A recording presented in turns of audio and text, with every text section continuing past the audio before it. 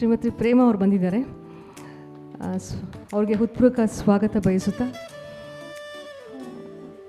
ಇವರು ನಮ್ಮ ರಿದಮ್ಸ್ ತಂಡದಲ್ಲಿ 36 ತಿಂಗಳು ಪಾರ್ಟಿಸಿಪೇಟ್ ಮಾಡಿದ್ದಾರೆ.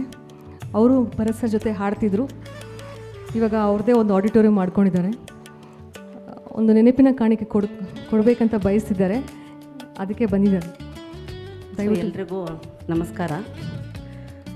ನನಗೆ ಪಬ್ಲಿಕ್ ಇವೆಂಟಲ್ಲಿ ನನಗೆ ವೇದಿಕೆ ಕೊಟ್ಟಿದ್ದು ಭರತ್ ಸರ್ ಜೊತೆಯಲ್ಲಿ ಸತತ 3 ವರ್ಷ 36 ತಿಂಗಳು, ಪ್ರತಿ ತಿಂಗಳು ನಾನು 36 ತಿಂಗಳು ಇದೇ ವೇದಿಕೆಯಲ್ಲಿ ನಾನು ಇವ್ರ ಜೊತೆ ಹಾಡು ಹೇಳಿದ್ದೀನಿ. ಸೊ ಅದಕ್ಕೆ ನಾನು ತುಂಬ ಧನ್ಯವಾದಗಳು ಹೇಳ್ತೀನಿ.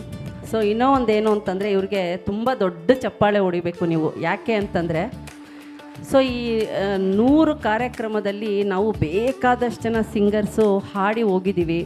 ಕೆಲವೊಂದು ಸರಿ ಅವ್ರಿಗೆ ಫೀಮೇಲ್ ಸಿಂಗರ್ಸು ತುಂಬ ಜನ ಕೈ ಕೊಟ್ಟಿದ್ದಾರೆ, ಇಲ್ಲ ಅಂತಿಲ್ಲ. ಈವನ್ ನಾನು ಕೂಡ ನನ್ನ ಬಗ್ಗೆನೂ ಹೇಳ್ಕೊತೀನಿ.